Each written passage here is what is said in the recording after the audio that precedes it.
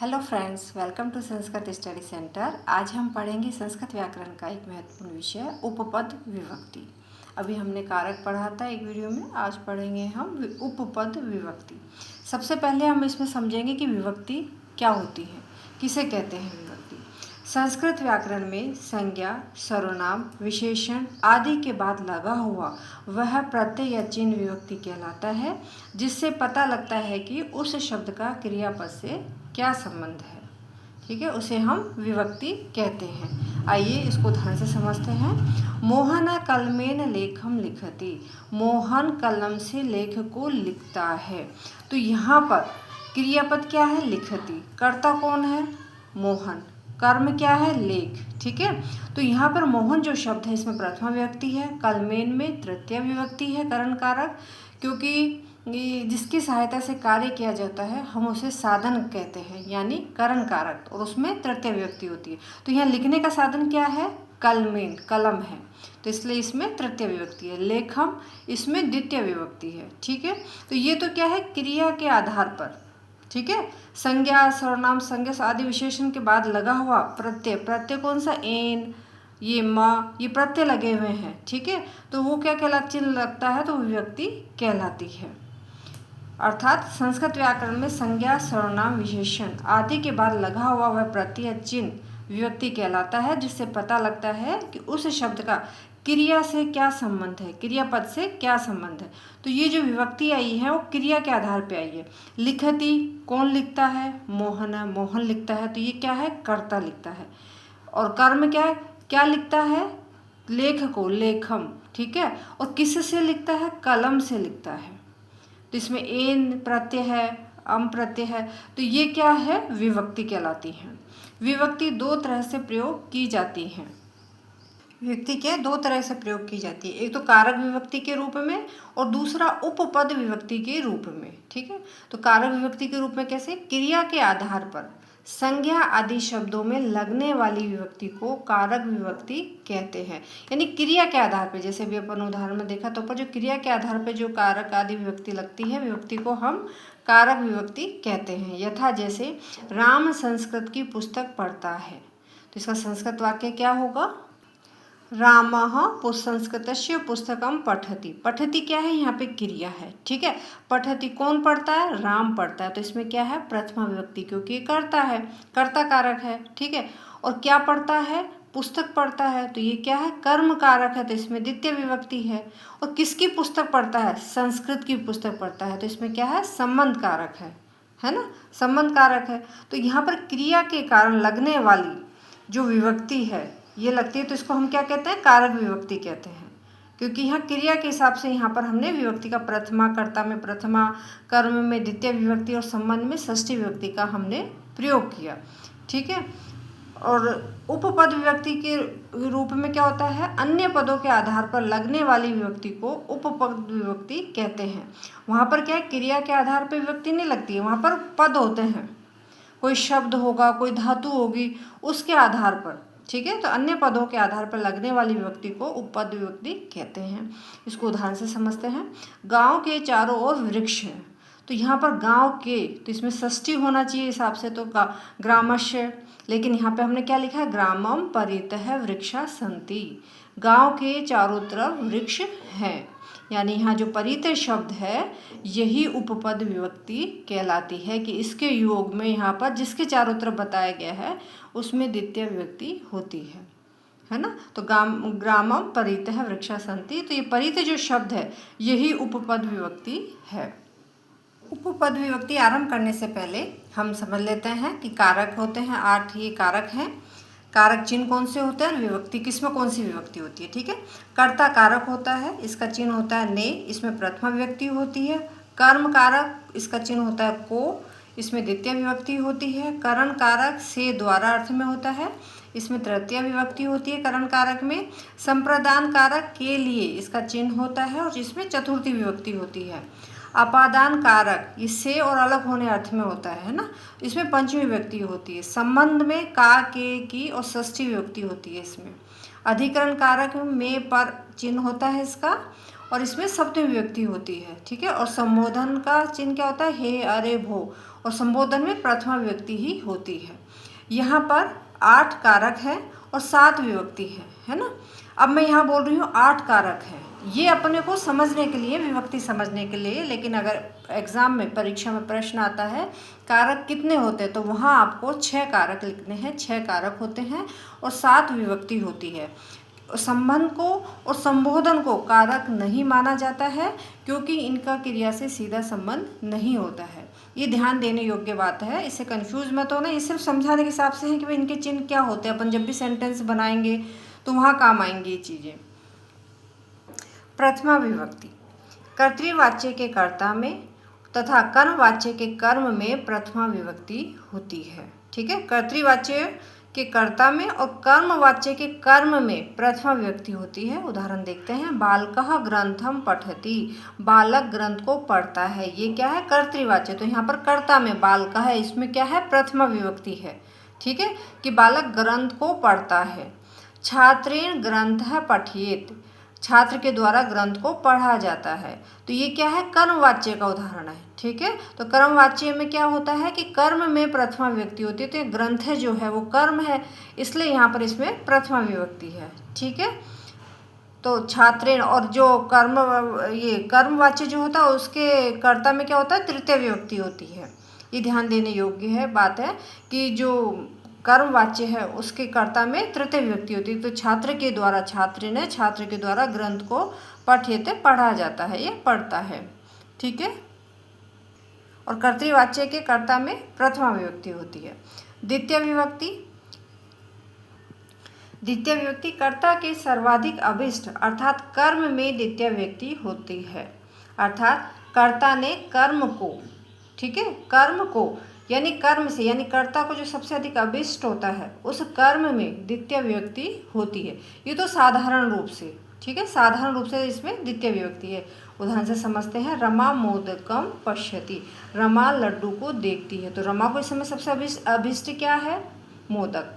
तो इसलिए मोदक में क्या है, द्वितीय विभक्ति है, ठीक है। ये कर्म है और कर्म में क्या है, द्वितीय विभक्ति। वो किसको देख रही है, मोदक को देख रही है। तो यहाँ पर इसमें द्वितीय विभक्ति है। रामः चित्रम रचयति, राम चित्र को बना रहा है। तो राम के लिए अभिष्ट क्या है, अभी चित्र, किसको बना रहा है, वो चित्र को। तो यहाँ चित्र में द्वितीय विभक्ति है। पैसा ओदनम भुक्ते, दूध से भात खाता है।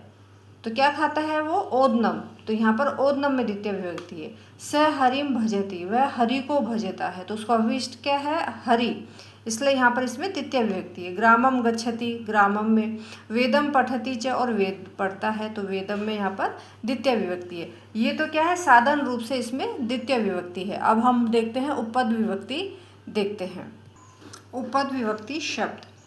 ये प्रथम नियम है, अभितः सामने, उभयतः दोनों ओर, परितः चारों ओर, सम्या पास, निक्षा पास, धिक्क धिक्कार, प्रति की ओर, बिना बिना, हा हाय। ये इनके अर्थ दिए हुए हैं। इन शब्दों के योग में, जहाँ भी सेंटेंस में शब्द होंगे तो इन शब्दों के योग में द्वितीय विभक्ति होती है। यानी जिसके दोनों ओर बताया जाए, जिसके सामने बताया जाए, जिसके चारों ओर बताया जाए, जिसके समीप बताया जाए, उसमें द्वितीय विभक्ति होगी, ठीक है। तो इन शब्दों के योग में, ये उपपद विभक्ति के शब्द हैं, इन शब्दों के योग में द्वितीय विभक्ति होती है। आइए हम इसको उदाहरण से समझते हैं। विद्यालयम अभितः गृहाणि सन्ति, गृहाणि सन्ति। विद्यालय के अभितः गृहाणि, विद्यालय के सामने घर हैं। तो किसके सामने बता रहे हैं, ये विद्यालय के सामने। तो किस में द्वितीय विभक्ति होगी, विद्यालयम। तो इस शब्द के योग में यहाँ पर द्वितीय विभक्ति है। यूँ तो विद्यालय के षष्ठी होनी चाहिए, किंतु अभितः शब्द के योग में यहाँ पर द्वितीय विभक्ति है। ग्रामम उभयते वृक्षा सन्ति, गांव के दोनों ओर वृक्ष है। तो किसके दोनों ओर है, तो शब्द के योग में यहाँ पर ग्रामम में द्वितीय विभक्ति, यानी जिसके दोनों ओर, जिसके चारों ओर, जिसके सामने बताया जाए उसमें द्वितीय विभक्ति होगी। तो ग्रामम उभयते वृक्षा सन्ति। अभितः का, नगरम अभितः नद्यो स्थित, नगर के सामने नदी है, ठीक है, 2 नदियाँ हैं। विद्यालयम परितः वृक्षा सन्ति, विद्यालय के चारों तरफ वृक्ष है। तो किसके चारों तरफ यहाँ परितः शब्द के योग में यहाँ पर द्वितीय विभक्ति है विद्यालयम में, ठीक है, जिसके चारों ओर बताया जाए तो विद्यालयम परितः वृक्षा सन्ति, विद्यालय के चारों ओर वृक्ष हैं। ग्रामम परितः वृक्षा सन्ति, गांव के चारों ओर वृक्ष हैं। तो किसके चारों ओर वृक्ष, जिसके चारों ओर बताया जाए वहाँ पर परितः शब्द के योग में वहाँ पर द्वितीय विभक्ति होती है। तो यहाँ पर परितः शब्द ये पद विभक्ति है, इसके योग में यहाँ पर इसमें द्वितीय विभक्ति हुई है। देवालयम सम्या उद्यानम अस्ति, देवालय के निकट मंदिर के समीप उद्यान है। विद्यालयम निक्षा सरोवर अस्ति, विद्यालय के निकट सरोवर है। स ग्रामः प्रति गच्छति, वह गांव की ओर जा रहा है। प्रति का अर्थ क्या होता है ओर, तो किसकी ओर जा रहा है, तो उसमें द्वितीय विभक्ति होगी। तो यहाँ ग्रामम में प्रति शब्द के योग में द्वितीय विभक्ति है।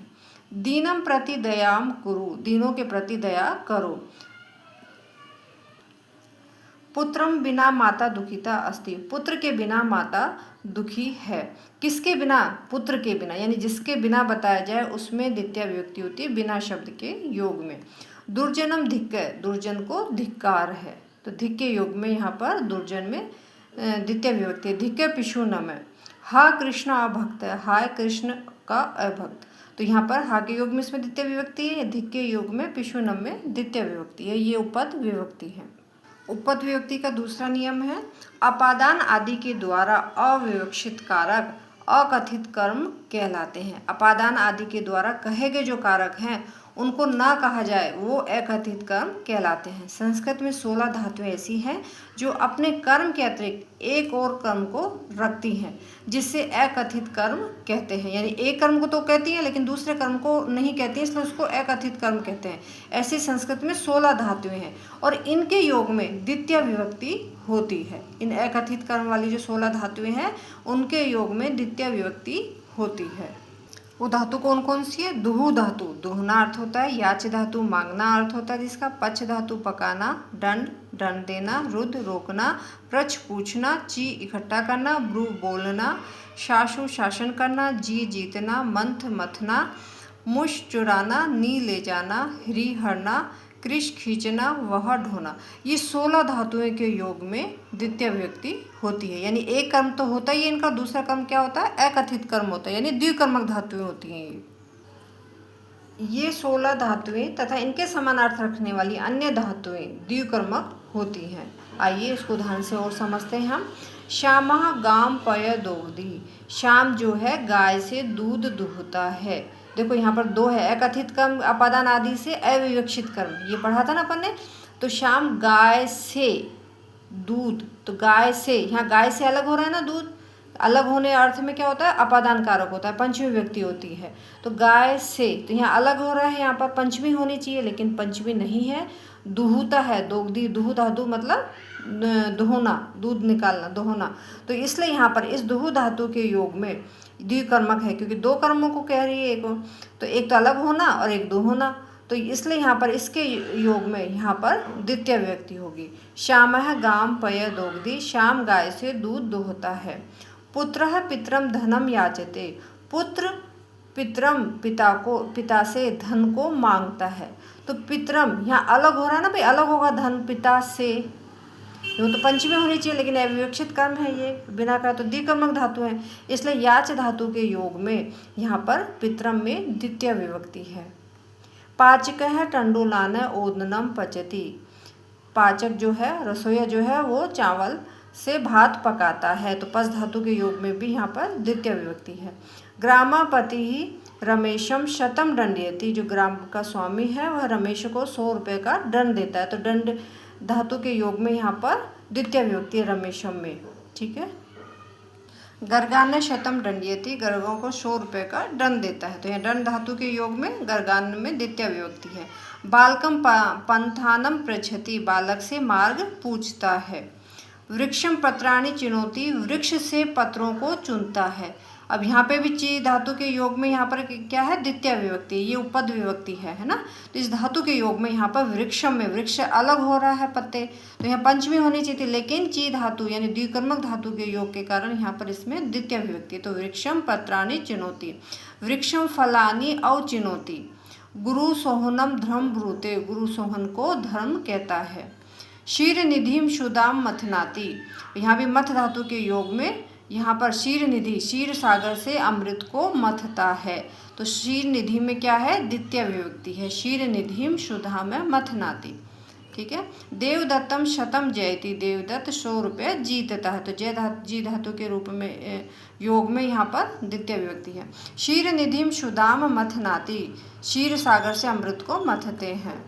श्यामम शतम मुष्णाति, श्याम 100 रुपये, मुष्णाति 100 रुपये चुराते। तो मुष्ट धातु के रूप में यहाँ पर द्वितीय विभक्ति है। अजाम ग्राम नयति, नी धातु के रूप में यहाँ पर गाम से ले जाते हैं। तो यहाँ अलग हो रही हूँ, पंचमी होनी चाहिए थी, लेकिन नी धातु के द्विकर्मक धातु के योग में यहाँ पर द्वितीय विभक्ति है। अश्वम ग्रामम हरति वहति, बलिम वसुधाम याचते, गाम क्षेत्रम कृषति, कुकुरम गृहम वहति। तो ये क्या है, उपपद विभक्ति। इन शब्दों के, इन धातुओं के द्विकर्मक धातु के योग में द्वितीय विभक्ति होती है। तीसरा नियम है शी धातु, शी का अर्थ होता है सोना, स्था ठहरना, और आस धातु का अर्थ होता है बैठना। तो इन धातुओं के पूर्व में यदि अधि उपसर्ग होने पर इन क्रियाओं के आधार की कर्म संज्ञा होती है। आधार में कौन सा कारक होता है, अधिकरण कारक, यानी सप्तमी विभक्ति होती है। लेकिन इन तीन धातुओं शी, स्था और आस धातुओं के यदि आरंभ में अधि उपसर्ग है लगा हुआ हो तो इन क्रियाओं के आधार की कर्म संज्ञा होती है, अर्थात वहाँ पर द्वितीय विभक्ति होती है। आइए उदाहरण से देखते हैं। अधि प्लस शी क्या बनेगा, अधिशेते। इसका उदाहरण क्या है, हरि वैकुंठम अधिशेते, जो हरि है वैकुंठम में सो रहे हैं। तो कहाँ सो रहे हैं, वैकुंठम में। तो ये क्या हुआ, आधार हुआ। तो इसलिए इस धातु के योग में यहाँ पर क्या है, द्वितीय विभक्ति है।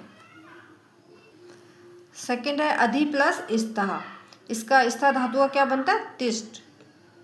ठीक है। तो नृपः आसनम अधितिष्ठति, जो राजा है वो आसन पर बैठता है। अब यहाँ पर आसन पर क्या होना चाहिए था, अधिकरण होना चाहिए था ना, अधिकरण। तो आधार इसमें क्या होना चाहिए, सप्तमी विभक्ति। लेकिन यहाँ पर अधि उपसर्ग और तिष्ठ धातु के योग में यहाँ पर क्या है, द्वितीय विभक्ति लगती है। आधार की कर्म संज्ञा हो जाती है और उसमें द्वितीय विभक्ति लगती है। ठीक है। क्रिया के आधार की कर्म संज्ञा होती है और उसमें द्वितीय विभक्ति होती है। तो नृपः आसनम अधितिष्ठति, अधि प्लस आस धातु, तो आज यहाँ संधि हो जाएगा, ई का क्या हो जाएगा, यह हो जाएगा। तो ये क्या बनेगा, अध्यास। ठीक है। तो सुग्रीवः पर्वतम अध्यास्यते, यहाँ पर अध्यास्ते यानी अधि आस धातु के योग में यहाँ पर कर्म संज्ञा हो गई आधार की, इसलिए यहाँ पर इसमें द्वितीय विभक्ति है। तो सुग्रीवः पर्वतम अध्यास्यते, तो इसका अर्थ क्या, सुग्रीव पर्वत पर बैठता है। तृतीय विभक्ति, जिसकी सहायता से कार्य किया जाता है उसमें तृतीय विभक्ति होती है। जिसकी सहायता से कार्य किया जाता है उसमें तृतीय विभक्ति होती है, अर्थात उसे हम साधन, जिसकी सहायता से कार्य किया जाता है उसे हम साधन कहते हैं, यानी करण कारक, और करण कारक में तृतीय विभक्ति होती है। ठीक है ना। तो यहाँ पर माता पुत्रम दंडेन ताड़यति, माता पुत्र को डंडे से मारती है। तो यहाँ क्रिया का साधन क्या है, डंडा। ठीक है ना, किससे मारती है, डंडे से मारती है। तो इसमें क्या है, तृतीय विभक्ति। तो ये तो क्या है, साधारण रूप से तृतीय विभक्ति है, यानी कि करण कारक में कर्ता ने कर्म को करण से, है ना, तो साधारण रूप से इसमें तृतीय विभक्ति है। ठीक है। तो यहाँ माता पुत्रम दंडेन ताड़यति, तो यहाँ पर क्या है, सकार्यों को ये क्या है, साधन है, इसलिए यहाँ पर इसमें तृतीय विभक्ति है। छात्र कलमेन लेखम लिखति, छात्र कलम से लेख लिखता है। लिखति कौन लिखता है, छात्र, तो ये तो कर्ता हो गया। क्या लिखता है, लेख, ये क्या हो गया, कर्म, यानी द्वितीय विभक्ति हो गई। और किससे लिखता है, यानी लिखने का साधन क्या है, कलमेन, कलम से लिखता है। ठीक है, ये लिखने का साधन है, तो इसलिए यहाँ पर इसमें तृतीय विभक्ति है। कर्मवाच्य व भाववाच्य के कर्ता में तृतीय विभक्ति होती है। कर्मवाच्य और भाववाच्य के कर्ता में क्या होती है, तृतीय विभक्ति होती है। इसको ध्यान से समझते हैं। रामेण जलम पीयते, राम के द्वारा जल पिया जाता है। तो ये रामेण जलम पीयते, राम के द्वारा जल पिया जाता है। तो यहाँ कर्ता में क्या है, तृतीय विभक्ति। तेन हस्यते, उसके वह हंसा जाता है, तो ये क्या है, कर्ता। तो इसमें क्या है, तृतीय विभक्ति। रामेण रावण हत, राम के द्वारा, ठीक है, रावण को मारा जाता है। तो इसमें क्या है, तृतीय विभक्ति। कर्ता में तृतीय विभक्ति। कर्मवाच्य और भाववाच्य के कर्ता में क्या होती है, तृतीय विभक्ति होती है। छात्रेण पुस्तकम पठेत, छात्र के द्वारा पुस्तक को पढ़ा जाता है। सह, साकम, समम, सार्धम, इन सब का अर्थ साथ होता है। सह का अर्थ भी साथ, साकम, समम, सार्धम, इनका क्या अर्थ होता है, साथ होता है। और सदृशम, समान, इनके योग में तृतीय विभक्ति होती है, यानी जिसके साथ बताया जाए, जिसके समान बताया जाए, उसमें तृतीय विभक्ति होती है। आइए उदाहरण से समझते हैं। पिता पुत्रेण सह गच्छति, पिता पुत्र के साथ जाता है। तो यहाँ सह शब्द के योग में पुत्रेण, इसमें क्या हो गया, तृतीय विभक्ति हो गई है। ये क्या है, उपपद विभक्ति, यानी सह के योग में इसमें तृतीय विभक्ति है। लक्ष्मण रामेण साकम गच्छति, लक्ष्मण राम के साथ जाता है। तो यहाँ साकम यानी इसका अर्थ भी साथ होता है, तो इसके योग में यहाँ पर तृतीय विभक्ति है। शिक्षक छात्रेण साकम क्रीडति, शिक्षक छात्र के साथ क्रीडति, खेलता है। तो यहाँ साकम के योग में उपपद विभक्ति के यहाँ साकम जो शब्द है, इसके योग में यहाँ पर छात्रेण में तृतीय विभक्ति है। स भोजनेन समम जलम पिबति, वह भोजन के साथ जल पीता है। तो यहाँ समम के योग में यहाँ पर भोजनेन में तृतीय विभक्ति है। रमा सीतया सार्धम पठति, रमा सीता के साथ पढ़ती है। तो यहाँ सार्धम, ये इन सभी का अर्थ क्या है, साथ है, और ये जिसके साथ बताया जाता है वहाँ इन शब्दों के योग में तृतीय विभक्ति होती है।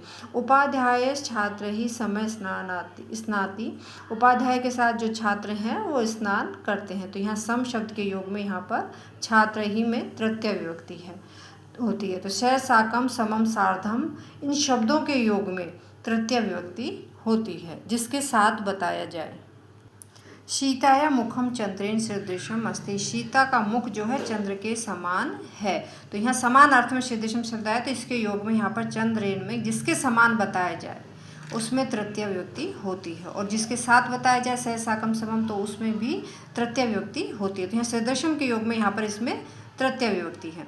तीसरा नियम है अलम निषेध अर्थ में। अलम यदि निषेध अर्थ में हो, निषेध, बिना, बिना, हीन, रहित, इनके योग में तृतीय विभक्ति होती है।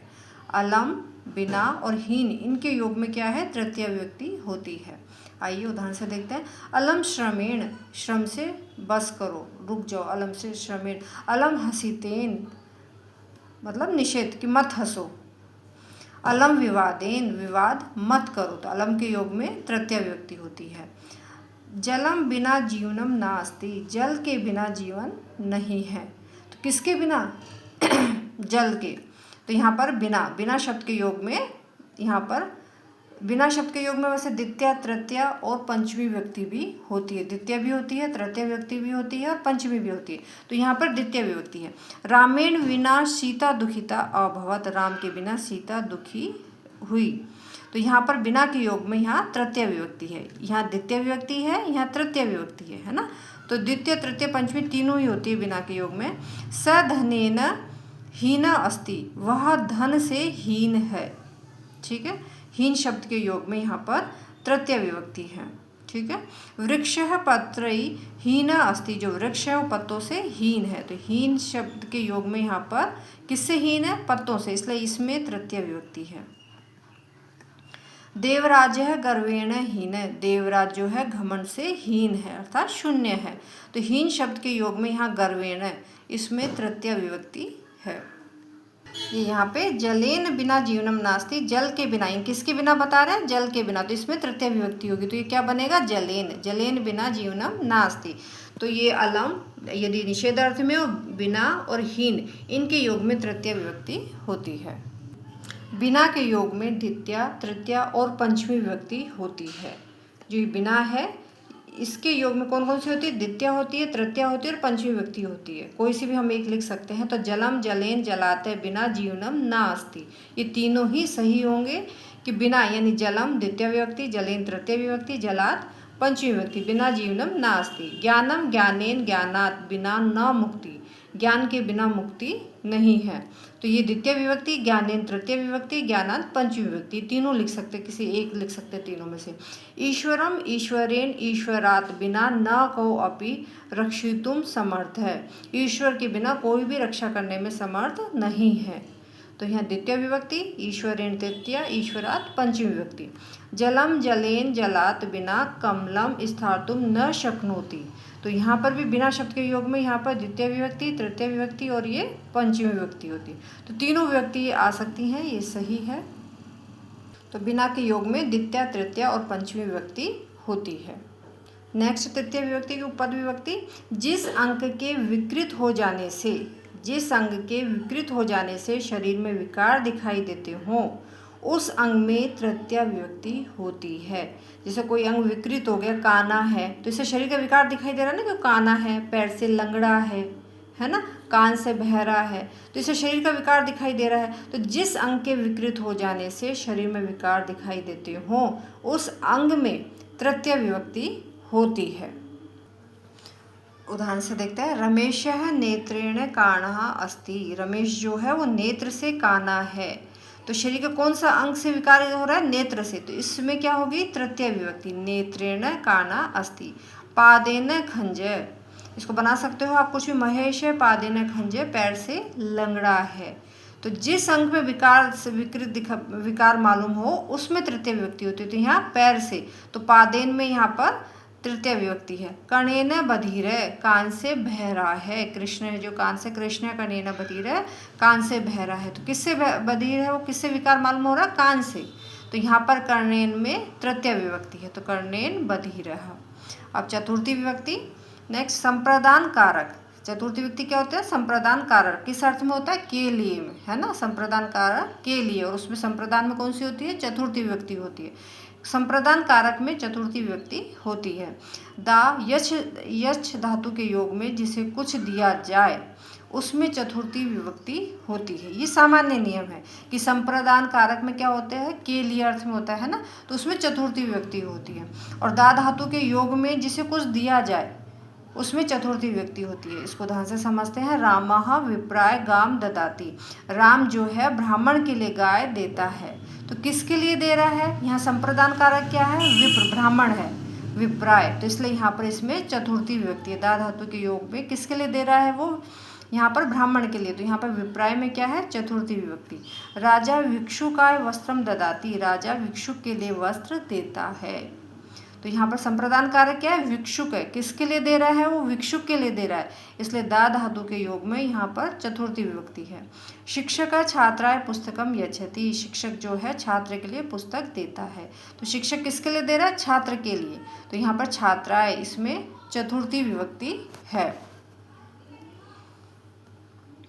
शिक्षक छात्राय पुस्तकम यच्छति। तो शिक्षक किसके लिए पुस्तक दे रहा है? छात्र के लिए, इसलिए छात्राय में यहाँ पर चतुर्थी विभक्ति है। अलम सामर्थ्य या पर्याप्त अर्थ में के योग में चतुर्थी विभक्ति होती है। अलम यदि निषेध अर्थ में आए तो वहाँ पर तृतीय विभक्ति होगी। जैसे अलम हसीतेन, अभी अपन ने पढ़ा था भी, अलम हसीतेन कि मत हंसो, ठीक है ना। तो जहाँ निषेध अर्थ में हो वहाँ तृतीय विभक्ति होती है, लेकिन जहाँ सामर्थ्य अर्थ में हो, अलम सामर्थ्य या पर्याप्त अर्थ में हो, तो उसके योग में चतुर्थी विभक्ति होती है। उदाहरण से देखते हैं। शत्रुभ्यः महाराणा प्रताप अलम। शत्रुओं के लिए महाराणा प्रताप समर्थ है ना। तो यहाँ अलम जो शब्दों किस अर्थ में है? समर्थ अर्थ में है। तो इसलिए यहाँ पर शत्रुभ्यः में क्या है? चतुर्थी विभक्ति है। इस शब्द अलम शब्द के योग में किसके लिए समर्थ है? जिसके लिए समर्थ बताया जाए उसमें चतुर्थी विभक्ति होती है। तो शत्रुओं के लिए महाराणा प्रताप समर्थ है, तो अलम के योग में यहाँ पर चतुर्थी विभक्ति होगी। दैत्यव्य हरि अलम। दैत्यों के लिए हरि विष्णु समर्थ हैं। तो यहाँ भी अलम शब्द जो समर्थ अर्थ में है, किसके लिए समर्थ है? दैत्यों के लिए, इसलिए इसमें क्या है? चतुर्थी विभक्ति। तो अलम के योग जहाँ सामर्थ्य अर्थ हो या पर्याप्त अर्थ हो वहाँ पर चतुर्थी विभक्ति होगी, और अलम का यदि निषेध अर्थ में हो तो वहाँ पर तृतीय विभक्ति होती है। निम्नलिखित धातुओं के योग में भी चतुर्थी विभक्ति होती है। रुच अच्छा लगना। बालकाय मोदकम रोचते। बालक को लड्डू अच्छे लगते हैं। तो रुच धातु के योग में भी चतुर्थी विभक्ति होती है, जिसको अच्छा लगे, ठीक है ना। तो यहाँ पर बालकाय बालक में क्या है, चतुर्थी विभक्ति। हर्ये भक्ति रोचते, हरि की भक्ति अच्छी लगती है, तो यहाँ रुच धातु के योग में यहाँ पर हर्ये में क्या है, चतुर्थी विभक्ति, जिसको अच्छा लगे, ठीक है ना, उसमें चतुर्थी विभक्ति होती है। क्रुद्ध, क्रोध करना, क्रुद्ध धातु जिसका अर्थ होता है क्रोध करना। पिता पुत्राय क्रोधयति, जिस पे क्रोध किया जाए उसमें चतुर्थी विभक्ति होगी क्रुद्ध धातु के योग में।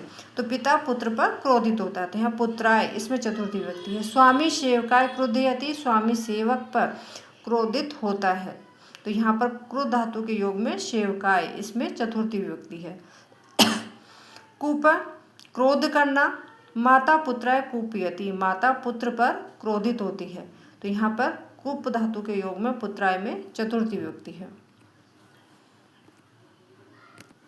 यानी जिसे अच्छा लगे, रुचि धातु उसमें चतुर्थी होगी, और जिस पर क्रोध किया जाए उसमें चतुर्थी विभक्ति होती है क्रुद्ध धातु या कुप धातु के योग में, जैसे यहाँ पुत्राय, सेवकाय, है ना। अगर यहाँ तक जानकारी अच्छी लगी हो तो प्लीज़ लाइक करें, शेयर करें, कमेंट करें, सब्सक्राइब करें और बेल आइकन बटन को क्लिक करें। चलिए आरम्भ करते हैं। द्रुह धातु, विद्रोह करना। द्रुह धातु का अर्थ होता है विद्रोह करना। महेश सुरेशाय द्रुहयति, तो किसी से द्रोह कर रहा है, सुरेश से, तो इसमें क्या है, चतुर्थी विभक्ति, द्रुह धातु के योग में चतुर्थी विभक्ति। ईर्ष्या, ईर्ष्या करना। शट सजनाय ईर्ष्यति, जिससे ईर्ष्या की जाए, वहाँ पर ईश धातु के योग में चतुर्थी विभक्ति होती है। तो किससे ईर्ष्या कर रहा है, सज्जनों से, तो सजनाय इसमें क्या है, चतुर्थी विभक्ति। नमः, नमस्कार, नमः धातु के योग में भी चतुर्थी विभक्ति होती है। हरिये नमः, ठीक है, शिवाय नमः, ठीक है, ऐसे ही गुरुवे नमः और भी बना सकते हो। स्वस्ति, इसका अर्थ होता है कल्याण। छात्रेभ्यः स्वस्ति, छात्रों का कल्याण, छात्रों के कल्याण के लिए कल्याण हो। बालकाय स्वस्ति भूयात्, बालकों का कल्याण हो, छात्रों का कल्याण हो। बालकाय स्वस्ति भूयात्, बालकों का कल्याण हो, तो यहाँ पर स्वस्ति के योग में बालकाय में चतुर्थी विभक्ति है। स्वाहा, अग्नि का भोजन, इसके योग में भी चतुर्थी विभक्ति होती है, अग्ने स्वाहा, ठीक है। सोमाय स्वाहा। स्वधा, पितरों का अन्न, इसके स्वधा शब्द के योग में भी चतुर्थी विभक्ति होती है। पितृभ्यः स्वधा, पितृभ्यः स्वधा, तो इन धातुओं के योग में और इस शब्दों के योग में चतुर्थी विभक्ति होती है।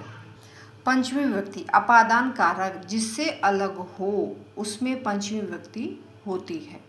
पंचमी विभक्ति किस में होती है, अपादान कारक में, तो अलग होने अर्थ में होती है, यानी जिससे से जो चीज़, वस्तु, व्यक्ति या कोई भी वस्तु, व्यक्ति या कोई वस्तु अलग होती है, जिससे से अलग होती है, उसमें पंचमी विभक्ति होती है। यानी जिस वस्तु, स्थान या व्यक्ति से कुछ अलग हो, तो अलग होने वाले स्थान, व्यक्ति या वस्तु में पंचमी विभक्ति होती है। आइए उदाहरण से समझते हैं। वृक्षात पत्राणि पतन्ति, वृक्ष से पत्ते गिरते हैं, तो किससे अलग हो रहे हैं पत्ते, वृक्ष से, इसलिए यहाँ पर वृक्षात इसमें पंचमी विभक्ति है, ठीक है ना, अपादान से।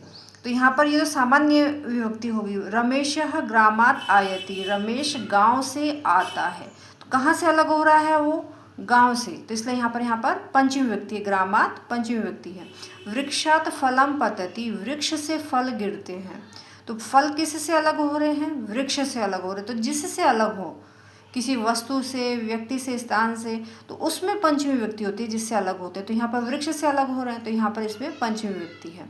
सह गृहात् विद्यालयं गच्छति, वह घर से विद्यालय जाता है, तो कहाँ से जाता है वो विद्यालय, घर से, घर से अलग हो रहा है ना, तो गृहात् यहाँ इसमें पंचमी विभक्ति है। महेश धावतो अश्वात् पतति, महेश दौड़ते हुए घोड़े से गिर गया, तो किससे से गिर गया वो, अश्वात्, किससे अलग हुआ, घोड़े से, तो इसलिए यहाँ पर पंचमी विभक्ति है। तो ये तो साधारण नियम है कि अपादान में पंचमी विभक्ति होती है, अलग होने अर्थ में। अब पढ़ेंगे हम उपपद विभक्ति। तो निम्नलिखित अवयवों के योग में पंचमी विभक्ति होती है। अभी तो हमने साधारण विभक्ति पढ़ी थी, अब उपपद विभक्ति क्या है, निम्नलिखित अवयवों के योग में पंचमी विभक्ति होती है। बहि, बाहर, इसका अर्थ क्या होता है, बाहर, बहि का। बालकः गृहात् बहि क्रीडति, बालक घर से बाहर खेल रहा है, तो बहि इस शब्द के योग में, गृहात् इसमें पंचमी विभक्ति है। सह ग्रामात् बहि गच्छति, वह गांव से बाहर जा रहा है, तो यहाँ बहि शब्द के योग में ग्रामात् में पंचमी विभक्ति है। ऋते, बिना अर्थ में, वो बिना तो अलग रहता है, बिना उसमें द्वितीय भी लिख सकते हैं हम, तृतीय भी लिख सकते हैं और पंचमी विभक्ति भी लिख सकते हैं। लेकिन द्वितीय शब्द जब आए इसका अर्थ भी बिना ही होता है, तो ज्ञानात ऋते न सुखम, तो इस शब्द के योग में भी पंचमी विभक्ति होती है ज्ञानात। इसमें से ऋते शब्द अगर आता है तो उसके योग में पंचमी विभक्ति होती है जिसके बिना बताया जाए। तो ज्ञानात ऋते न सुखम, ज्ञान के बिना सुख नहीं है, तो यहाँ पर ज्ञानात इसमें पंचमी विभक्ति है। ज्ञानात ऋते न मुक्ति, ज्ञान के बिना मुक्ति नहीं है, तो यहाँ किसके बिना बताया है, ज्ञान के बिना, तो इसमें क्या है पंचमी विभक्ति। बिना, बिना शब्द, तो धनात बिना सुखम नास्ति, धन के बिना सुख नहीं है, तो यहाँ पर किसके बिना बताया, धन के बिना, तो इसलिए धनात में भी पंचमी विभक्ति है। तीसरा नियम है भी डरना, भी धातु है जिसका अर्थ होता है डरना, रक्ष धातु रक्षा करना के योग में भी और रक्ष धातु के योग में भी पंचमी विभक्ति होती है, अर्थात जिससे भय हो और जिससे रक्षा की जाए उसमें पंचमी विभक्ति होती है। यानी भी और रक्ष धातु के योग में जिससे भय हो और जिससे रक्षा की जाए उसमें पंचमी विभक्ति होती है। आइए उदाहरण से देखते हैं। रामः सिंहात बिभेति, राम सिंह से डरता है, तो भी धातु है यहाँ पर और इसके योग में किससे डर रहा है, शेर से, इसलिए इसमें क्या है पंचमी विभक्ति। छात्रः सर्पात् बिभेति, तो छात्र सर्प से डरते हैं, तो यहाँ किससे भयभीत हो रहे हैं, वो सर्प से, तो इसलिए इसमें क्या है पंचमी विभक्ति सर्पात्। सा सिंहात् बिभेति, वह शेर से डरती है, तो यहाँ किससे डर रही है, वो किससे भयभीत हो रही है, बिभेति मतलब भयभीत होना, डरना, तो किससे भयभीत हो रही है, किससे डर रही है, सिंह से, तो इसलिए सिंहात में क्या है पंचमी विभक्ति। मुनि चोरात रक्षति, मुनि चोर से रक्षा करता है, तो किससे रक्षा की, जिससे रक्षा की जाए, तो किससे रक्षा कर रहा है, चोर से, इसलिए यहाँ पे चोरात में क्या है पंचमी विभक्ति, रक्ष धातु के योग में पंचमी विभक्ति, यानी कि जिससे भय हो और जिससे रक्षा की जाए उसमें पंचमी विभक्ति होती है भी और रक्ष धातु के योग में। सैनिकः शत्रुभ्यः देशम रक्षन्ति, सैनिक शत्रुओं से देश की रक्षा करते हैं, तो यहाँ रक्ष धातु के योग में किससे रक्षा कर रहे हैं, शत्रुओं से, तो शत्रुओं में क्या है पंचमी विभक्ति, ठीक है।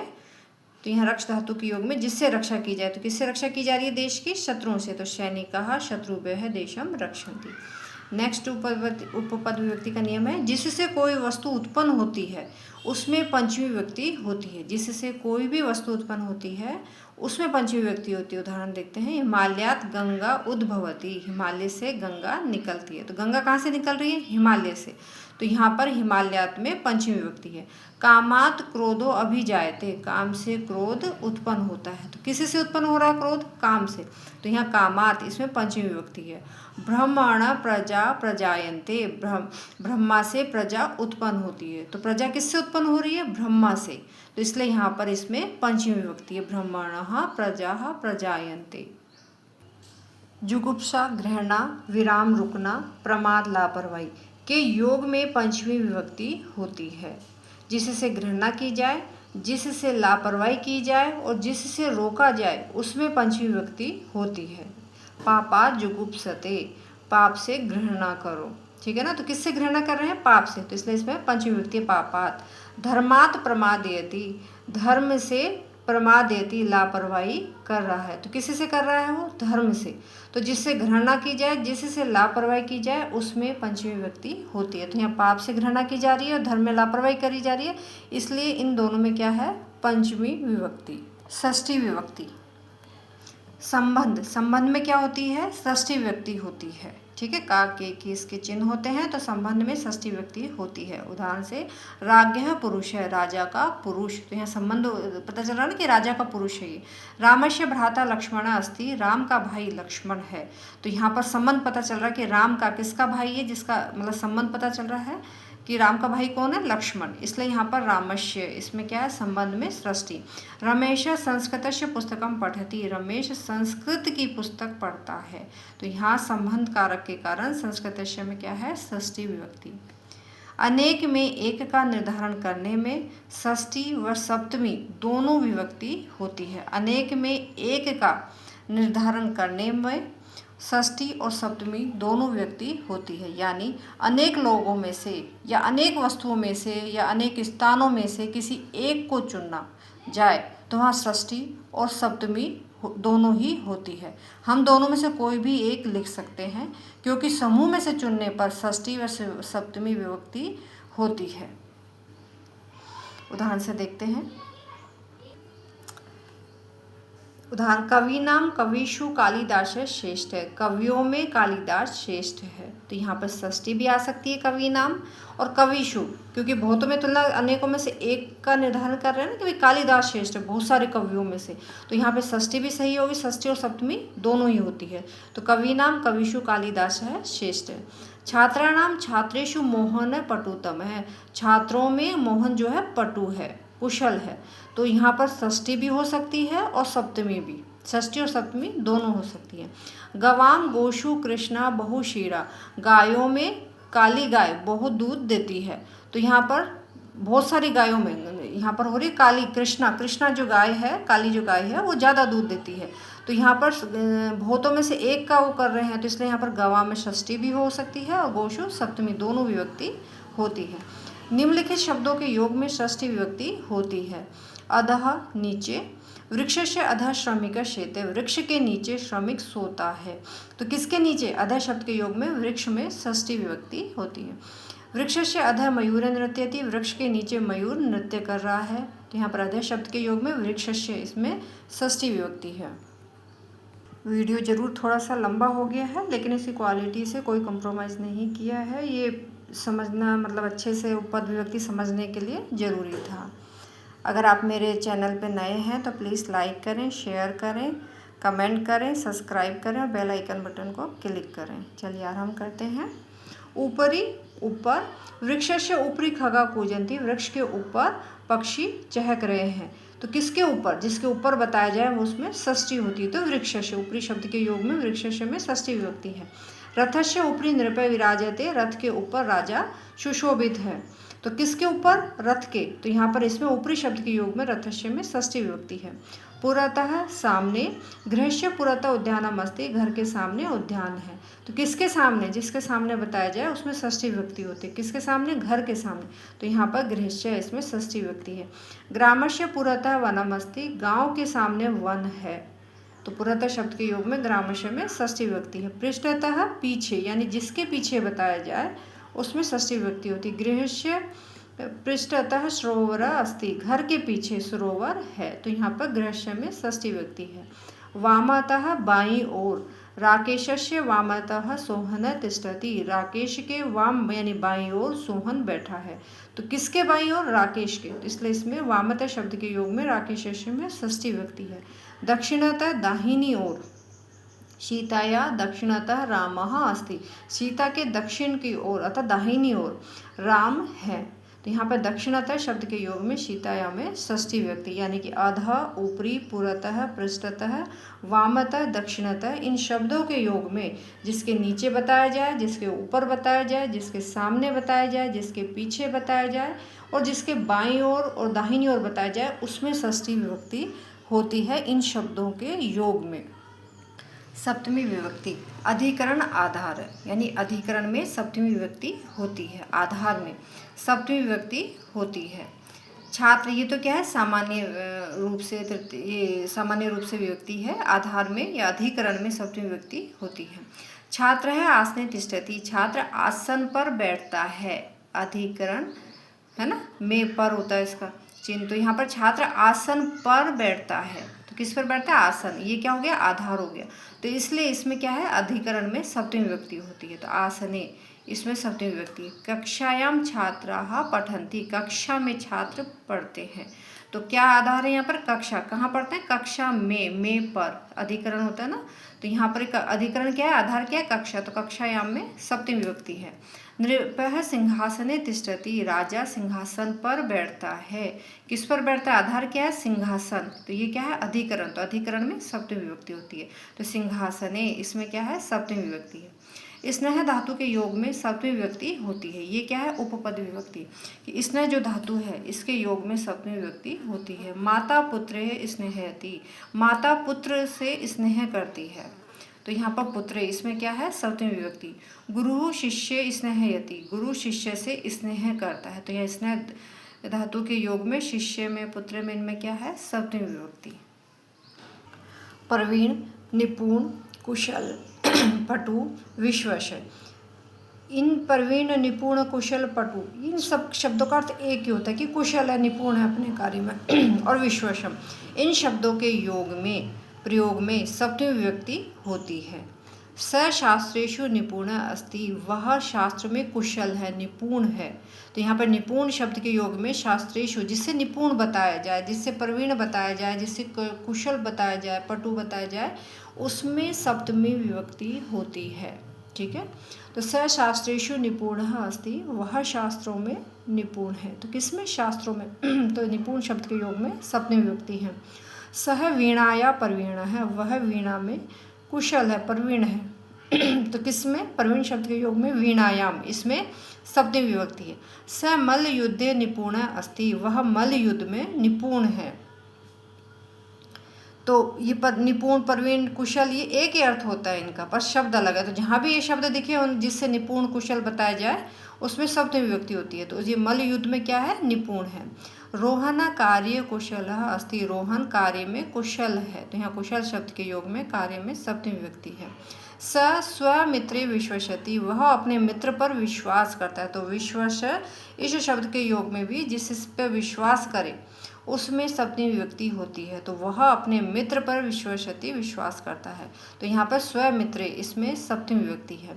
महेशस्य स्वमित्रे विश्वास अस्ति, महेश को अपने मित्र पर विश्वास है। तो किस पर विश्वास है? तो विश्वास शब्द के योग में जिस पर विश्वास होता है उसमें सप्तमी विभक्ति होती है। तो स्वमित्रे, इसमें सप्तमी विभक्ति है। छात्रेषु महेश पटु अस्ति, छात्रों में महेश पटु, कुशल है, चतुर है ना। तो कौन चतुर है? किससे चतुर है? तो छात्रेषु, छात्रों में। तो पटु शब्द के योग में छात्रेषु में क्या है? सप्तमी विभक्ति है। ये हमने आज पढ़ी उपपद विभक्ति। आज का हमारा विषय था उपविभक्ति और उपपद विभक्ति। आज हमने उपपद विभक्ति पढ़ा। इससे संबंधित यदि कोई भी प्रश्न हो तो कृपया कमेंट में लिख के अवश्य पूछें, और मेरे चैनल को लाइक, शेयर करें, कमेंट करें और सब्सक्राइब करें, बेल आइकन बटन को क्लिक करें। धन्यवाद।